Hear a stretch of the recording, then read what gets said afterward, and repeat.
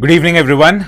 I'm Ankit, and you're watching the Indian Express analysis, which goes live every day at 4 p.m. on StudyIQ IS English channel. Today is 20th of May, and we are going to discuss important articles that I've picked up from the newspaper. Now, we'll start off our today's discussion by understanding the Official Secrets Act. And you know why Official Secrets Act is in news? It is because the influencer of Haryana, who was arrested recently on the charges of espionage, the government has imposed or has actually made charges of Official Secrets Act in addition to the Bharatiya Nyaya Sanhita applicable on her. So actually these charges will be framed on her, and accordingly the matter will be heard in the court of law. So we are going to discuss Official Secrets Act and a provision of Bharatiya Nyaya Sanhita, sorry, not BSA, Bharatiya Nyaya Sanhita, and these are important from GS paper 2 perspective, right? So this is our first article that we are going to cover. In the second article, we'll understand the Supreme Court's recent order on retrospective green clearances. Now, Union government few years back, it gave permission to industries who have opened or started their operation even without seeking the green clearances or the environmental clearances. So this post facto approval has been rejected by the Supreme Court, and what the Supreme Court has highlighted in its order, we'll try to understand in our today's discussion. This again is a article important from GS paper 2 perspective, right? In the third article, we'll be covering details about the overseas citizens of India. Why is overseas citizens of India in news? Because a very famous academic who is actually a British citizen, she earlier was an Indian citizen, but she relinquished her Indian citizenship. Now, she was holding the OCI card, but now government has even made her OCI registration, or government has cancelled her OCI registration because she was involved in actually bringing dispute to India, right? So in that regard, we'll try to cover details about the overseas citizens of India, who are eligible, who are not eligible, and what are the benefits that are provided to people who are holding the particular OCI card. This again is a matter relating to citizenship and beyond that. Therefore, the relevant paper here again is GS paper 2. In the fourth article, we'll be covering in detail what is the adjusted gross revenue of the telecom companies, because adjusted gross revenue is the parameter based on which the various kind of payments needs to be made by the telecom companies to the government, and we'll understand the concept itself. And in addition to that, we'll also understand what is happening to the company called as Vodafone India. Vodafone India is actually, earlier it filed a petition in the Supreme Court highlighting that government should actually give certain benefits to the company so that their overall dues or the pending dues gets reduced. But we understand the Supreme Court of India has rejected this application by Vodafone India and other telecom companies like Airtel. So we are going to understand this issue in detail.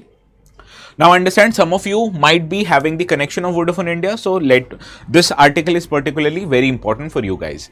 In the last article, we'll be covering the Jal Jeevan Mission. Why is Jal Jeevan Mission in news? Because the Jal Jeevan Ministry of Jal Shakti actually asked additional payments from the government of India to fulfill the objectives of Jal Jeevan Mission. But after the recommendation passed by Expenditure Committee of Finance, which is headed by the Expenditure Secretary of Government of India, it actually reduced the amount of funds that will be provided to Ministry of Jal Shakti. So this matter has now been raised to the higher levels of the government, so we'll understand this particular discussion. This is relevant again from GS paper 2 perspective because it deals with program implementation and its review, right? Similarly, AGR is something relevant from GS paper 3 perspective because it deals with infrastructure, and telecom sector is a big sector which not just contributes to service sector in our economy, but it also contributes to infrastructure in forms of the 4G and 5G networks that we use, right? So these are the sum of articles that we are going to cover today. Bandana, Rishi, Arya, Bishwajit, Amar, Rajni, Yashi, Tani, Sarang, all of you, good evening. Now the notes for this session, as usual, they will be available on my Telegram channel. This is called as ATS Live, so you can go there, download the notes and prepare accordingly. I'll upload the notes after the session ends, okay? So let us start our today's discussion with this first article, and you can see this appeared in the very front page of the newspaper, and it talks that the vlogger who was arrested for spying was on radar actually by the government and its intelligence agency, as 2 more people are held in Punjab on the accusation that they were spying for Pakistan, especially during the Operation Sindoor. So let us understand the context of our today's discussion. Now, a travel blogger from Haryana, Jyoti Rani Malhotra, was arrested few days back on May the 16th, and it was said that she was spying for Pakistani intelligence agencies, that is ISI, during the Operation Sindoor. And she was actually found sharing sensitive information with the officials of the Pakistani High Commission, who has recently been declared as persona non grata.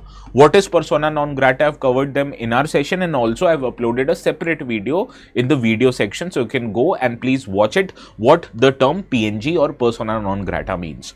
Right, now this person was tasked by her Pakistani handlers to portray a positive image of Pakistan. So actually portraying a positive image of Pakistan is not a crime, but what is a crime? That you share sensitive government and information relating to India to our enemies. That is why she has been arrested by the law enforcement authorities, and she was booked under section 3 and 5 of Official Secrets Act and section 152 of the Bharatiya Nyaya Sanhita. So these two articles, particularly the sections she has been charged with, is the subject of our today's discussion. Okay.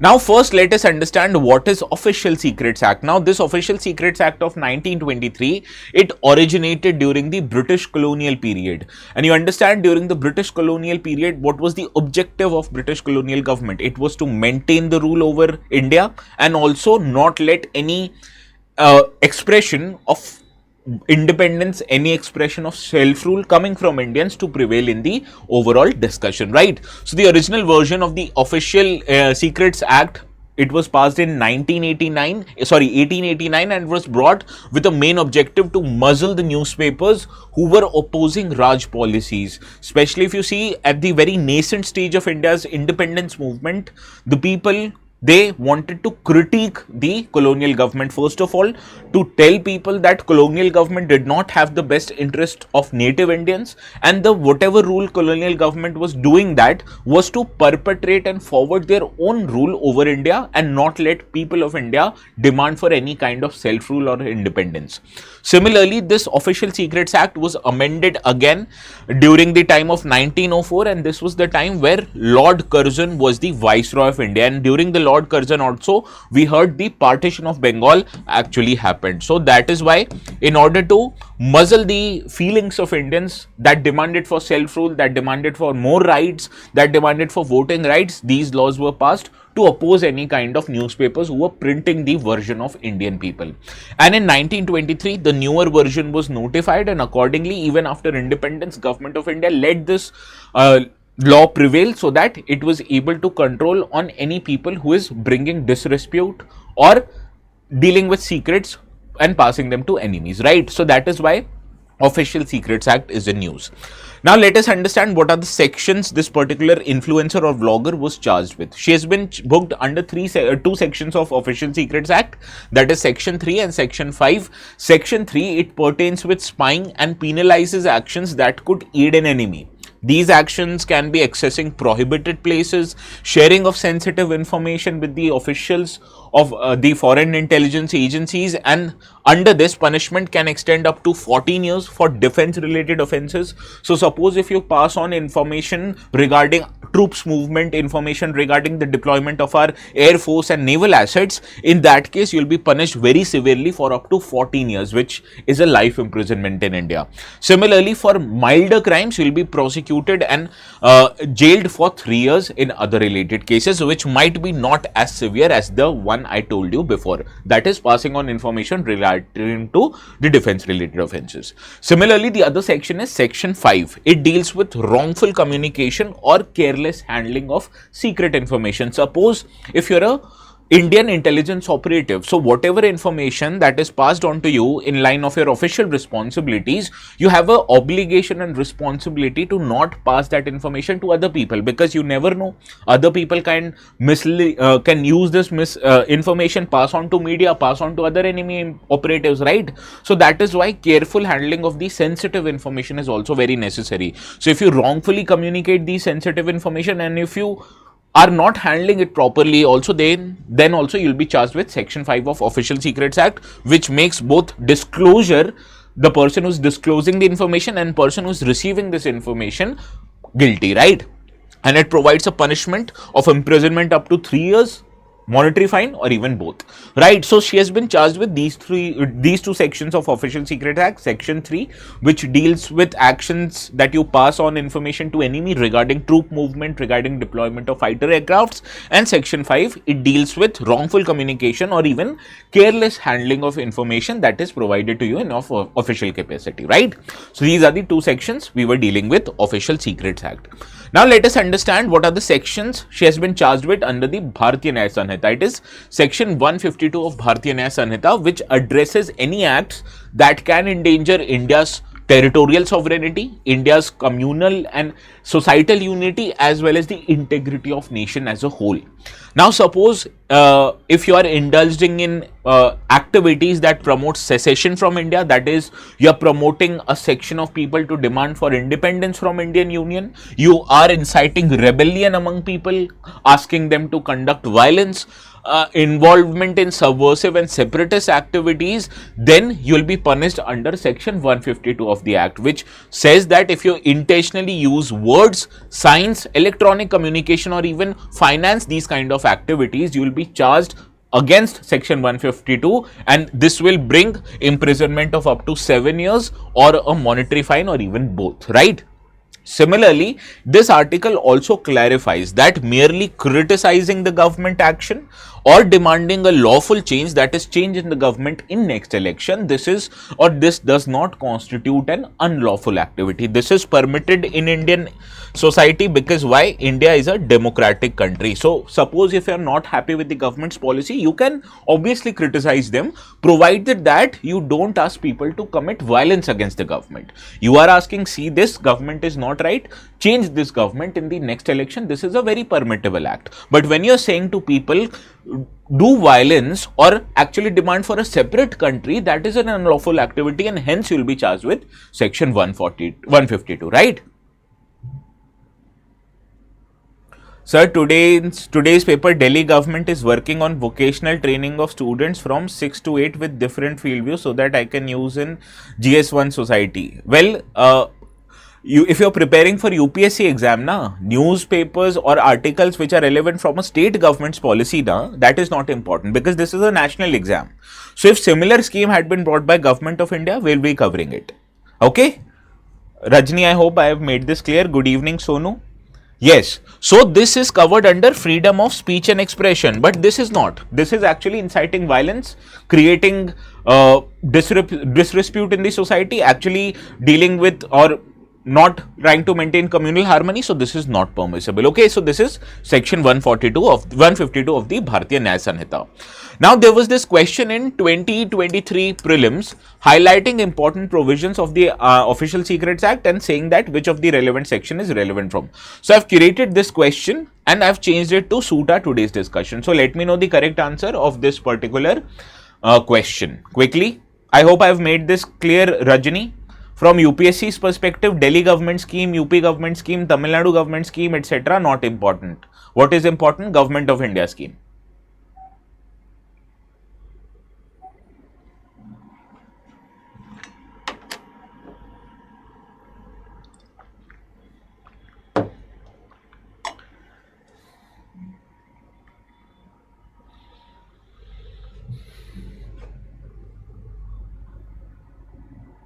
Answer quickly.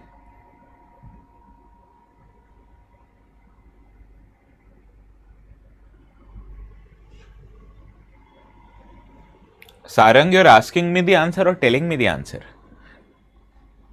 Anyone else except Sarang?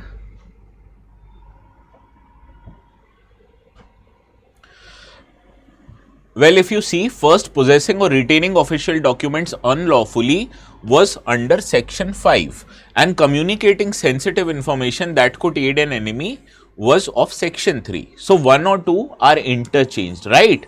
So that is why both of them are incorrect. Third one is straightforward. Promoting separatist feelings or acts threatening national integrity comes under Bharatiya Nyaya Sanhita section 152. So only option A is the right answer. Yes, Sarang, you were right.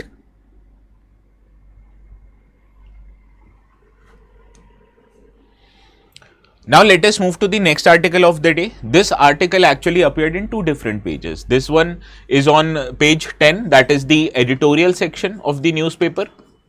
and this one is on explained section, that is on page 14, right?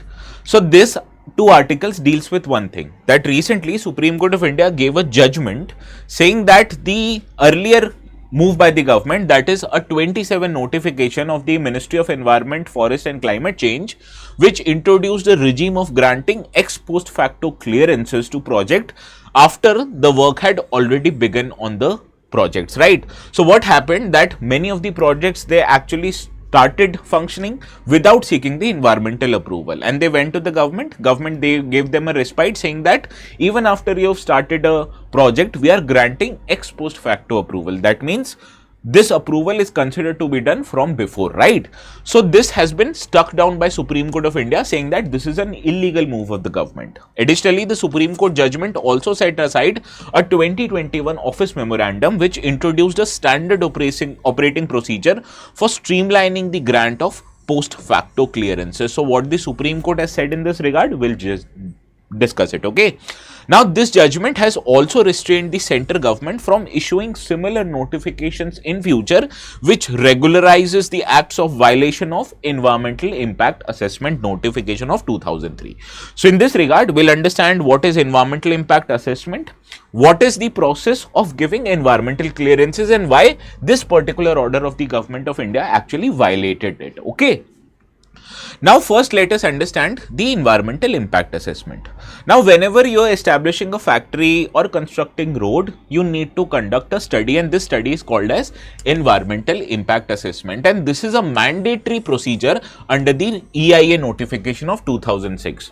Now, what you need to do is you need to scrutinize whatever development work, establishing factory, building bridges, building roads, that needs to be studied in form of its impact on the environment, on the natural resources of the area, how it will affect human health, and also how will it impact the social infrastructure such as schools and hospitals.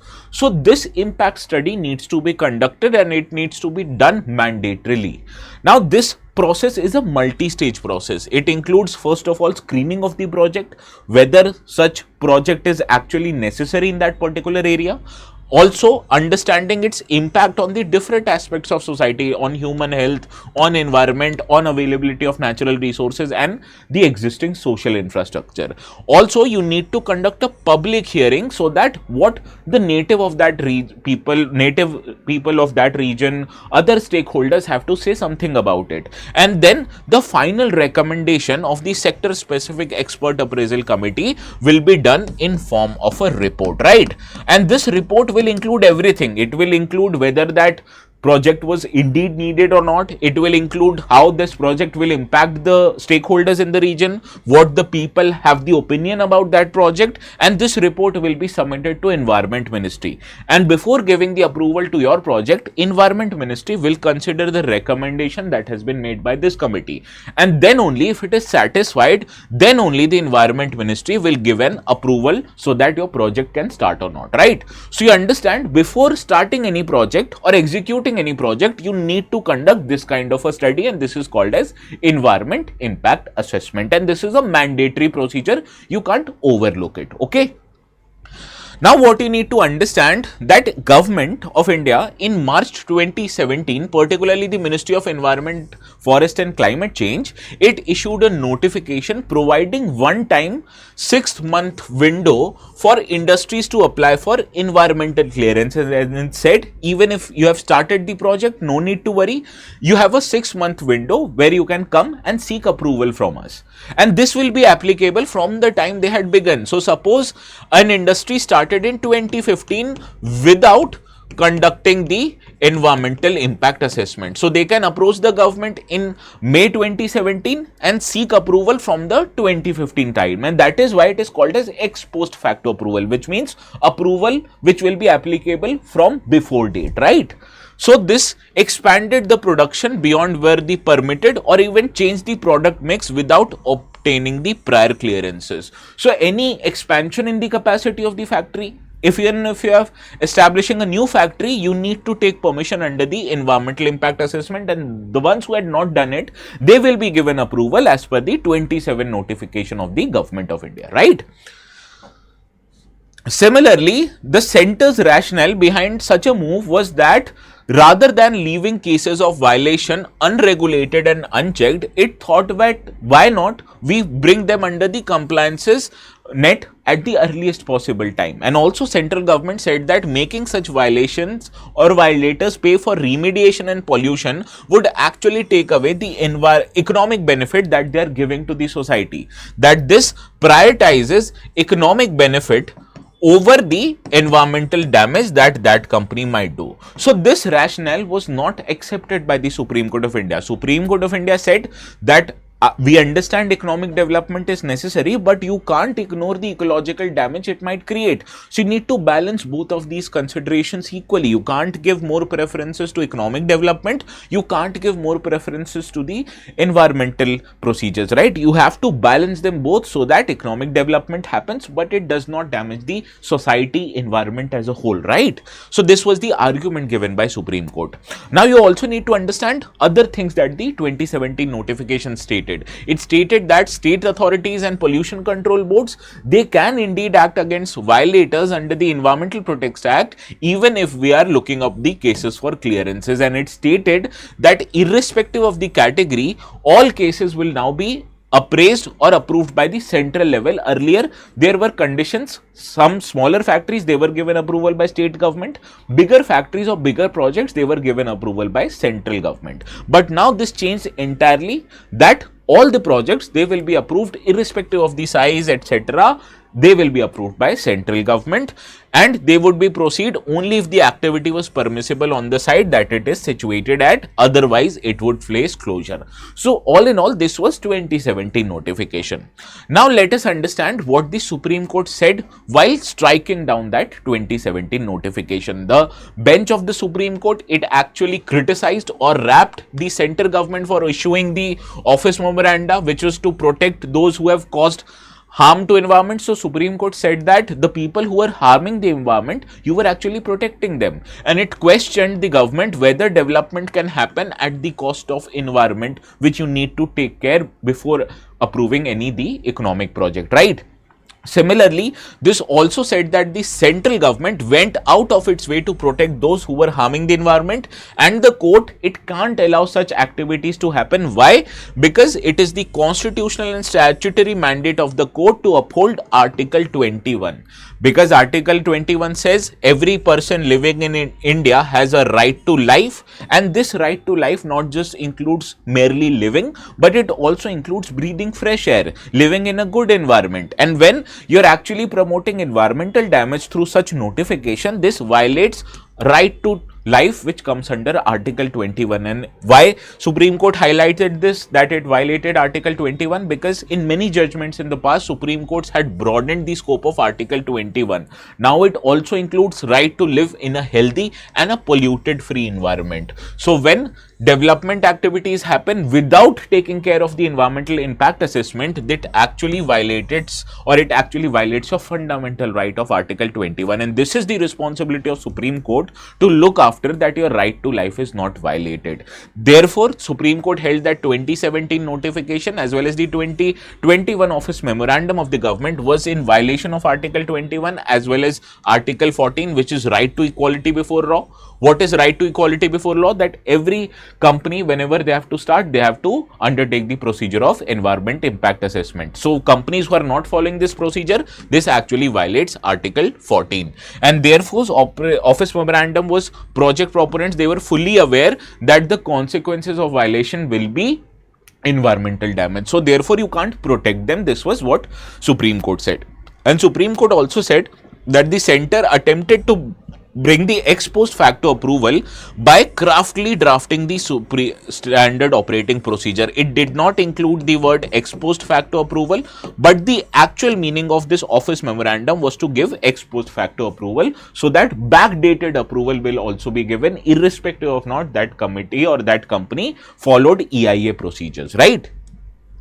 Now, similarly, this bench also cited two past judgments, that was Common Cause versus Union of India case 2017 and Albemic Pharmaceutical versus Rohit Prajapati case 2020, to say that ex post facto clearances were alien to the concept of environmental law. You can give this kind of a approval in tax related dispute, but you can't ignore environmental issues, because if I damage environment now and I pay fines later, actually the environment continues to be damaged, right? So therefore, in Alabama case, a bench of judges had said that the concept of ex post facto was in derogation to the fundamental principles of environmental jurisprudence, which means maintaining sustainable development, ensuring economic development while protecting our environment, and therefore such notifications by the government actually violated the very principles of environmental judgment. So this was the discussion that actually negated the government order which overlooked following of EIA, because it gave a backdated approval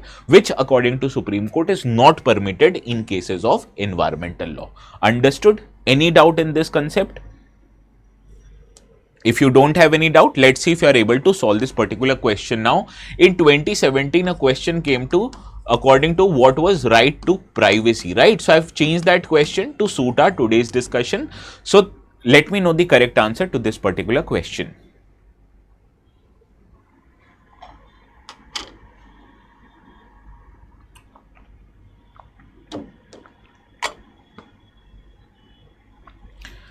Well, yes, it is a part of Article 21 and also Article 47 or 48 of DPSP. I am forgetting the article. Please let me know the correct answer, whether it is Article 47 or 48, right? Answer is actually C, okay?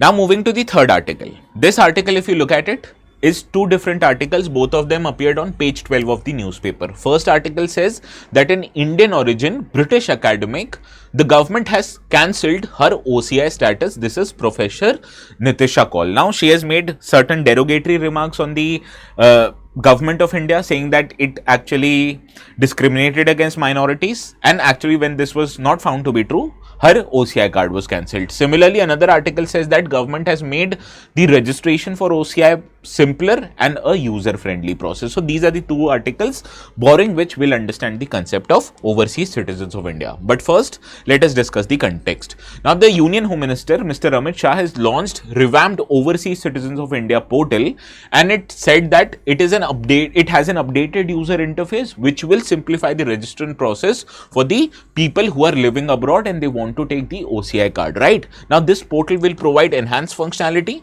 advanced security, as well as a user-friendly experience for the existing OCI card holders and the ones who want to take newer cards also, right? So in that regard, what is Overseas Citizens of India and what are the benefits provided under the OCI? That is the subject of our today's discussion. Now, this OCI or Overseas Citizens of India scheme was launched by Government of India by amending the Citizenship Amendment Act 1955 in the year 2005, and this was under the Government of India, right? Now, as per the government records, the latest record that is available is of 2023. It stated that more than 45 registered OCI holders are right now in 2023, and they come from 129 countries. So if you see the weightage, the most amount of people having the OCI card, they are US based, and it has topped the list with more than 16.8 lakh OCI cards. This is followed by UK, Australia and Canada. Please remember that people in US, they have the highest amount of OCI cards with them, right?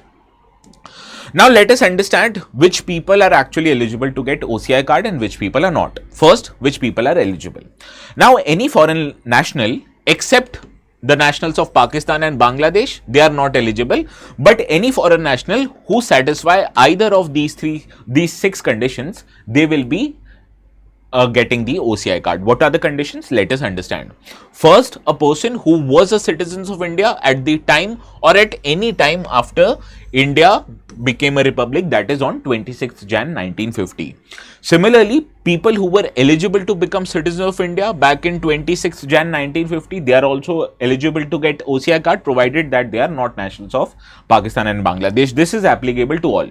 Any case, nationals of Pakistan and Bangladesh, they can't get an OCI card.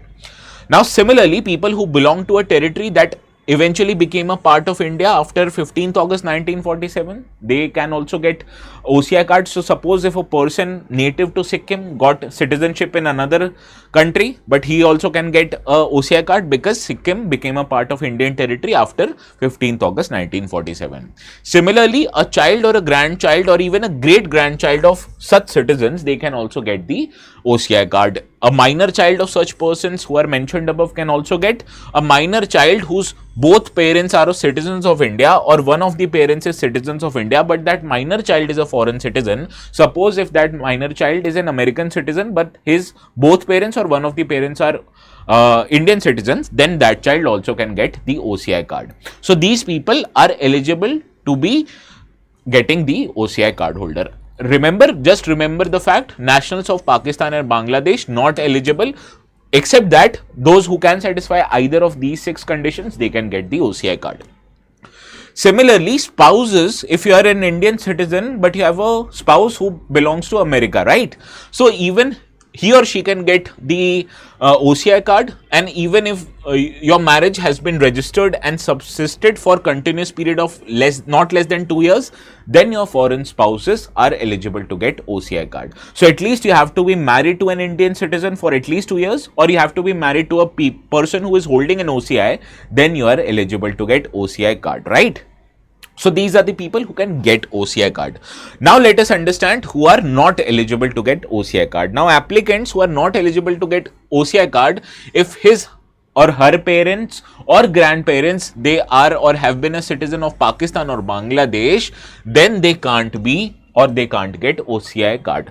Now there's a very famous journalist, I think so, he writes for New York Times or Washington Post, right? Some Tausir.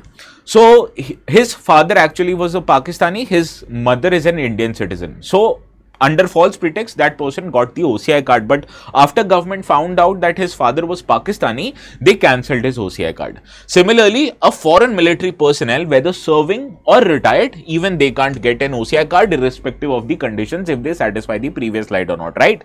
So they are not eligible in any case to get an OCI card, that is military personnel, retired or even serving. Now let us understand what are the benefits of overseas citizens of India, right? Now if you get an overseas citizen of India, you get a multiple entry into India with a multi-purpose lifelong visa when you will be visiting India. So automatically getting the visa of India and entering India becomes easier if you are an OCI. Similarly, you are exempted from registering with the local police authority for any length of the stay that you are doing in the country. You are not going to, or you are not eligible to go to police and report your stay, right? Which the foreigners have to do.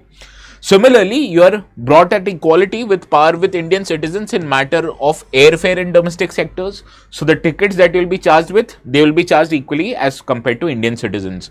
You are also allowed for the same entry fees as for the domestic visitors when you are visiting wildlife sanctuaries and parks and even the national monuments. So suppose if you go to Taj Mahal, you'll see the ticket fees is different for Indian citizens and for foreign citizens. Foreign citizens have to pay much more amount of money to get the tickets in Taj Mahal. But if you are an OCI card holder, you'll be getting or you'll be paying the same amount as the Indian citizens like you and I, right?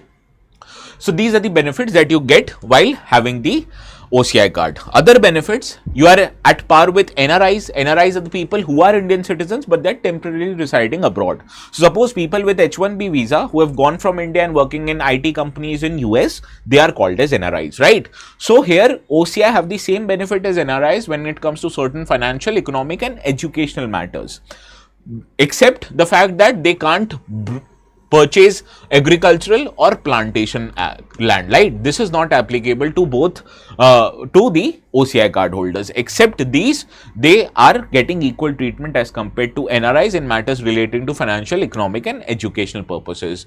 Similarly, they can also participate or they are treated equally as NRIs when it comes to inter-country adoption of Indian children. So suppose a couple having an OCI card living in US, they can adopt an Indian child and they will be treated as par with NRIs, right?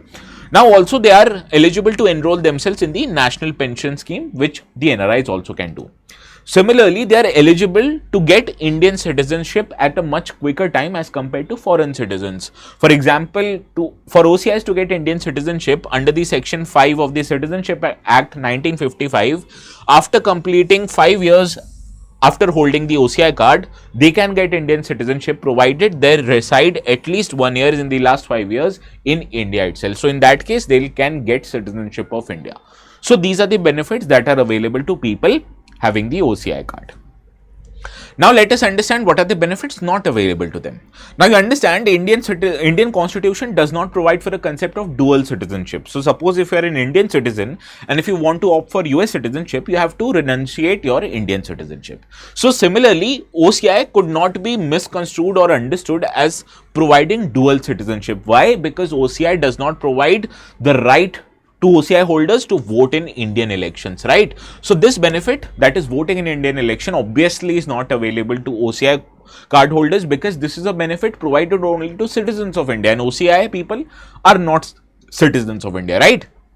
They are also not eligible to hold Indian constitutional posts, like they can't become president of India, vice president, even the judges of High Court and Supreme Court. Similarly, they are not eligible to be elected as a member to parliament. They can't be even elected as a member to legislative assemblies and legislative councils. So these benefits, these are exclusively available only to Indian citizens, and OCI people, they are not eligible.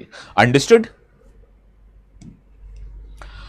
Now, they are also not eligible for public service positions in the union or state affairs. So, for example, they can't get IAS or IPS. For that, you need to be Indian citizens, except for specific posts that are designated by central government through specific orders. So, RBI governor actually was allowed so that of people having OCI card can also get the position of RBI governor. This was made through a separate order to fulfill the need, so that Raghuram Rajan could have been appointed. Similarly, special approval even for OCI people is required in case they are conducting research in India, mountaineering activities, missionary activities, journalism, or even if they have to visit restricted or protected areas like national parks, like wildlife sanctuary, like inner line permit region, or restricted islands of the Andaman and Nicobar, then also they need special approval, right? So this is the restrictions that are imposed on them, that they are not eligible under public service positions, both of union and state government, unless government exempts certain posts for that. Similarly, they need special approval in case of research, promoting religious activities, mountaineering, even conducting journalism and visiting restricted or protected areas. I hope you should not have any doubt, and if you don't have any doubt, let me know the correct answer of this particular question quickly.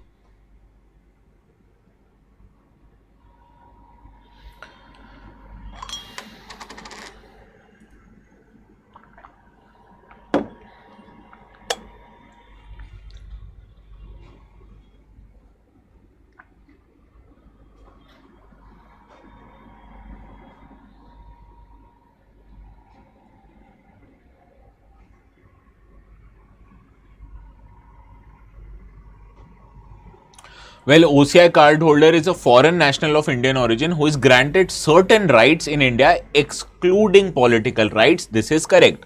What kind of rights they get? Right to buy property, right to do business in India, but they can't buy agricultural or plantation property, right?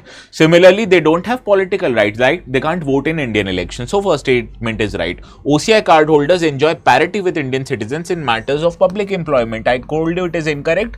They don't get parity because you, being an Indian citizen, can give UPSC exam and get IAS. They can't.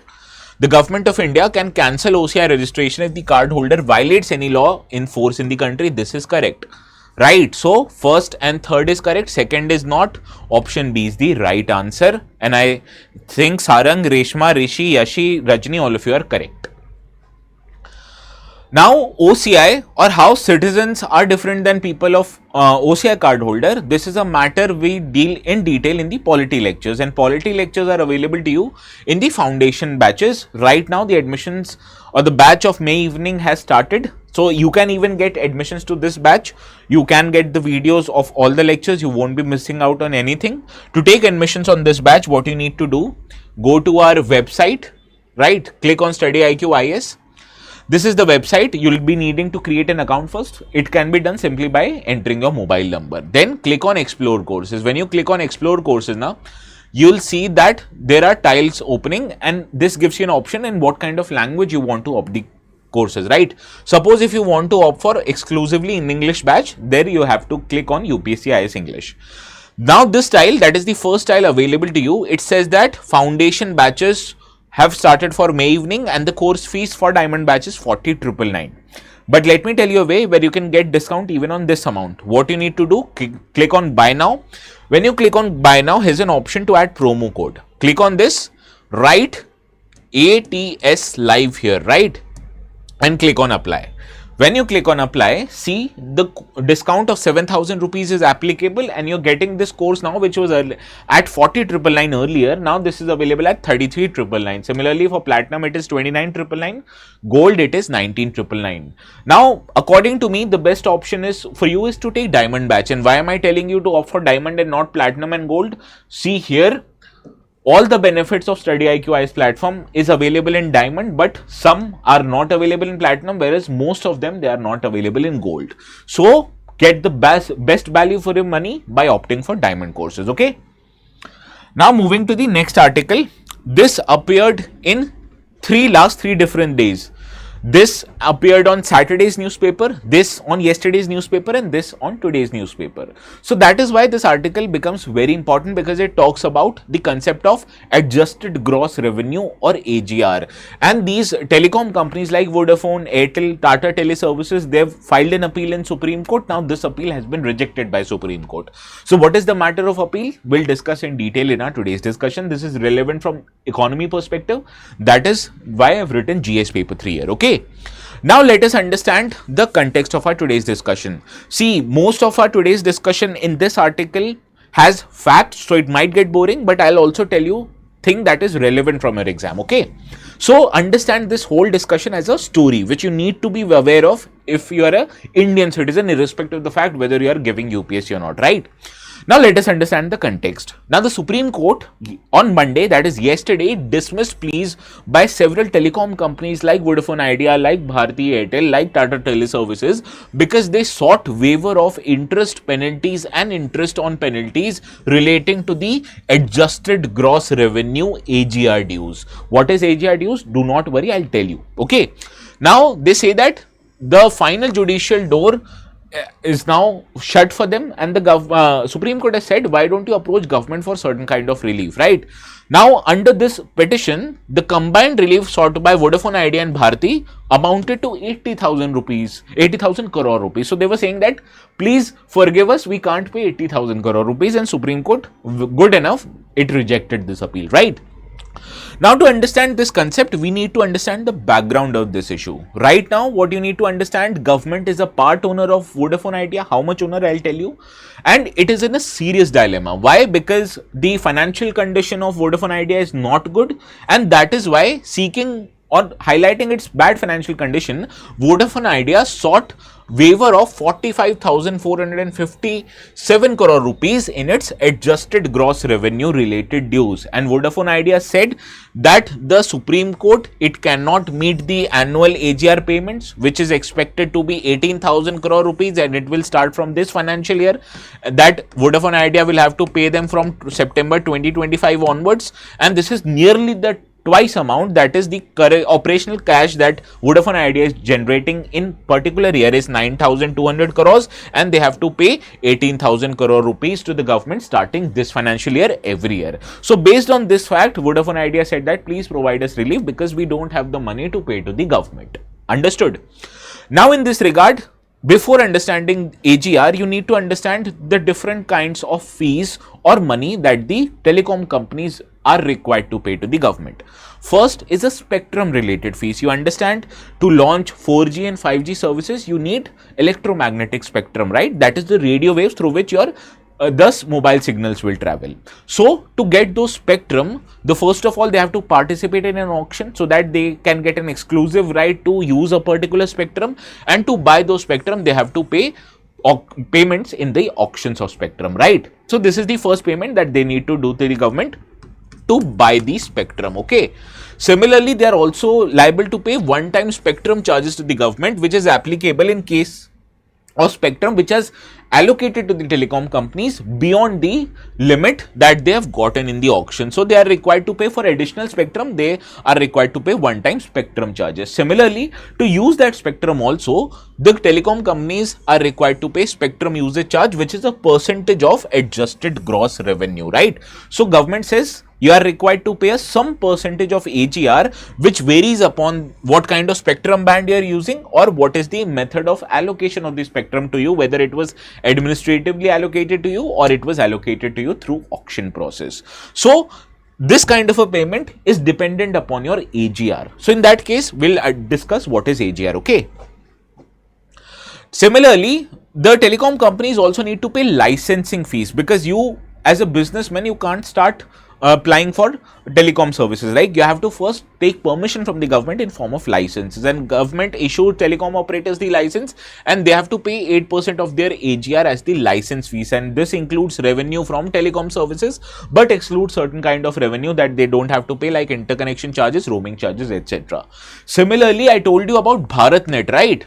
BharatNet is a scheme by Government of India where it is trying to provide broadband connections in rural areas, and I told you to finance this scheme, a payment from USOF needs to be done to the government, right? And this is a universal service obligation fund, which is also a part of license fees. That is about 5% of license fees you'll have to give as a obligation under USOF, and using this USOF fund, government will promote telecom services in the rural and remote areas like the BharatNet scheme. Okay, so these are the payments the companies needs to make. Additionally, they also have to pay for entry fees, which is a one-time non-refundable fee paid while applying for a license, and this will varies upon the category and the service area. So suppose if you are applying for a license to give national services in telecom, you have to pay higher fees. Similarly, if you are offering regional services, there you have to pay lower amount of fees. Also, they have to establish a large amount of infrastructure like telecom towers, router stations, etc. So for that, fees of right to way they have to provide to buildings or to the parks where they are establishing the towers. Similarly, install the towers, seeking approval from local and state authorities. This all related fees comes under the infrastructure related fees. So what you understood from this discussion, that many of the fees that the telecom companies have to pay are linked with a term called as AGR, right? So in that regard, let us understand the concept, what is an AGR, right? Now, AGR is a financial metric used by the government to determine the revenue that the telecom companies need to share with the government in form of their different payments like spectrum usage charge, like licensing fees. As I've already told you, they are required to pay a certain percentage of this AGR. And what is AGR? Telecom companies are required to share a percentage of this AGR with Department of Telecom. Now let us understand what all income of telecom companies comes under AGR, based on which they have to give payments to the government. Now there was this big dispute regarding what kind of revenues of the telecom companies comes under AGR. According to Government of India, they said that AGR calculation should incorporate all the revenues that is earned by telecom company. This includes revenue that they are making from customers like you and I. So when we are paying for our recharges, this revenue also is a part of AGR.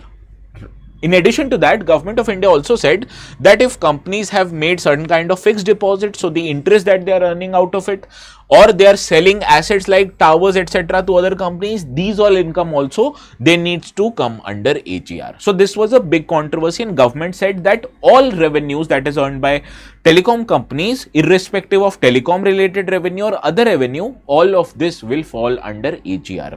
Whereas the telecom companies, they were saying that only the revenue that they are generating for telecom services like recharges, etc., we will share that only, and we will not share other non-telecom related revenues like deposit interest or sale of assets with you. So this was a big issue, and it automatically, this issue went to the highest court of our country, and in 2019 Supreme Court of India widened the definition of AGR, which included the government view. So Supreme Court said that it will include all the revenues of the telecom company except for some fees like termination fees and roaming charges. Except that, all of this will come under AGR, and then only that is telecom revenue as well as non-telecom revenue will come under AGR. So this was what the judgment given by Supreme Court, saying that government views under AGR or government's definition of AGR is correct definition. Understood? Now, accordingly, as the definition of AGR expanded, so automatically the liabilities of company, that is the amount of money that they have to pay to the government, it increased. Now, Vodafone's total AGR liability as of the last financial year, that is March 31st, 2025, it had a liability of 83,400 crore rupees.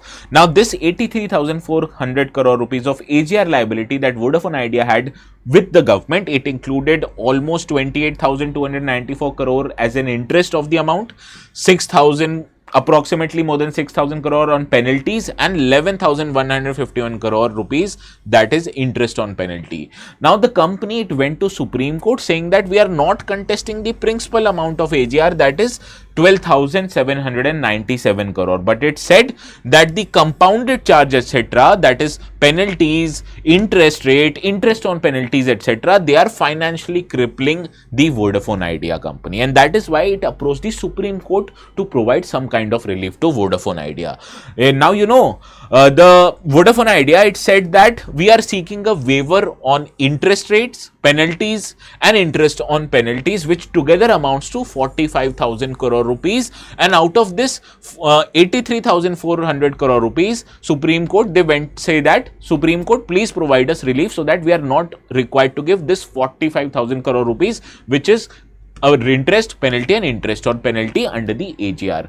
Now, they are saying that we have so much amount of debt on us that it is preventing us from raising additional financing or additional loans from the financial companies, because seeing the debt that the Vodafone Idea company has, financial institutions have refused to give them any new loan. Similarly, the promoters of this company, that is both Aditya Birla Group as well as Vodafone, they are reluctant to invest new amount of money in their company, and that is why government actually earlier it converted these additional dues worth of 36,000 crore rupees earlier, and the government said that don't provide us the money, rather we'll buy a stake in the company, and this was done last March, right?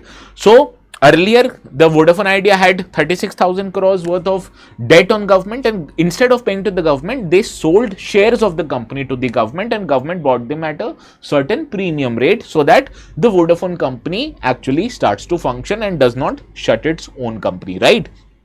So that is why the financial condition of Vodafone India is quite precarious, and this has raised concern about the longevity of the company in the market, that its financial situation is so bad, can they continue in next few years or not? This is the big question, because earlier also government has given them some respite, that is they were waived off from paying this amount and they had to sell the shares to the government, and they are seeking additional benefits from the Supreme Court of India.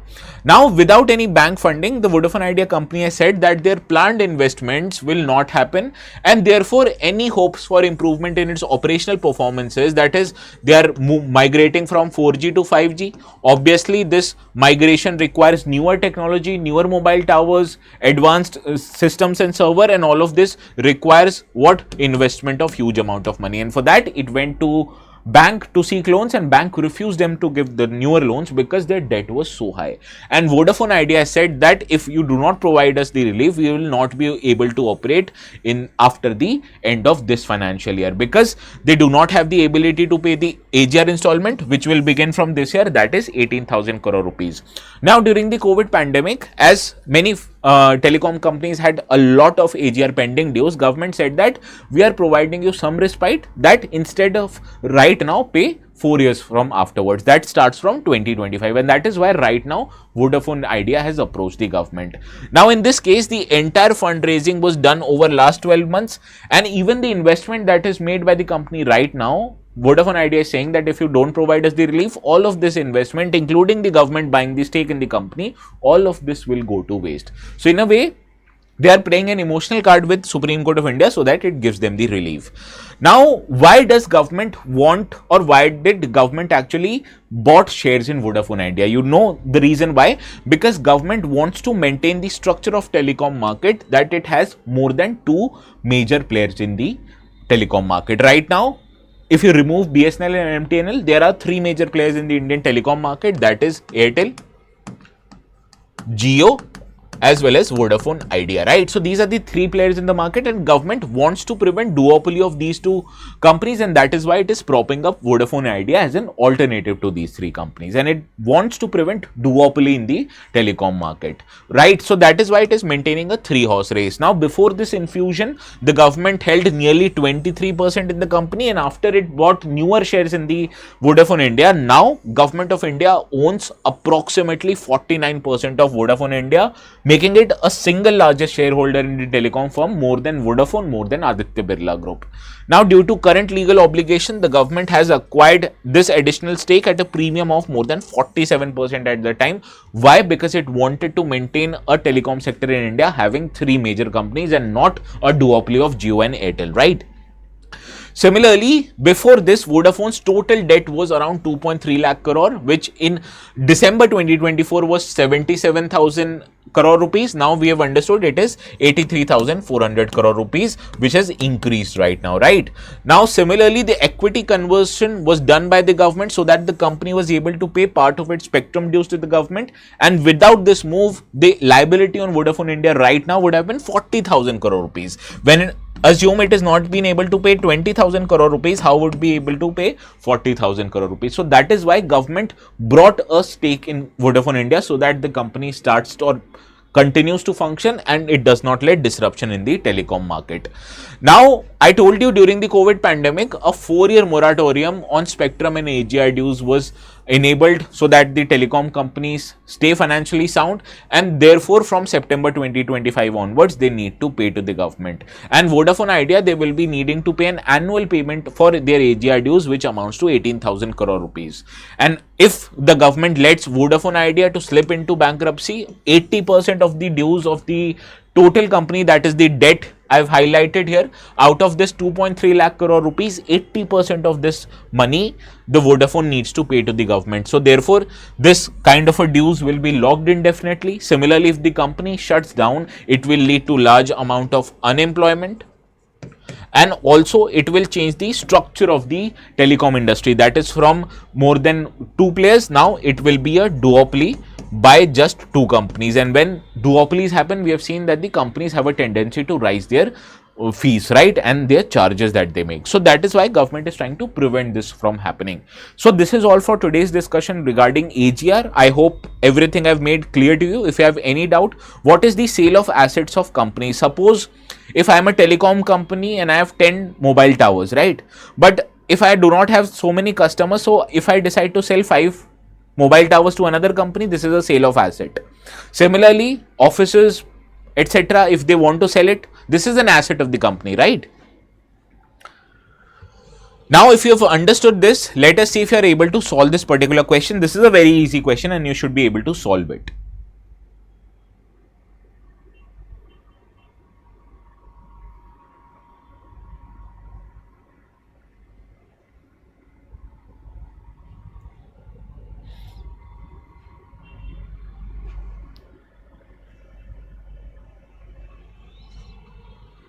Yes, option D is the right answer. Now, this last article, it talks about Jal Jeevan scheme, okay? Now, right now the time is almost 5, so we'll end today. We'll start this article tomorrow, need not worry. And you can download the notes from the channel ATS Live, okay? I'll make them available after the session ends. So this is all from my side. I'll see you again tomorrow at 4. Until then, please have a very good evening and good night, okay?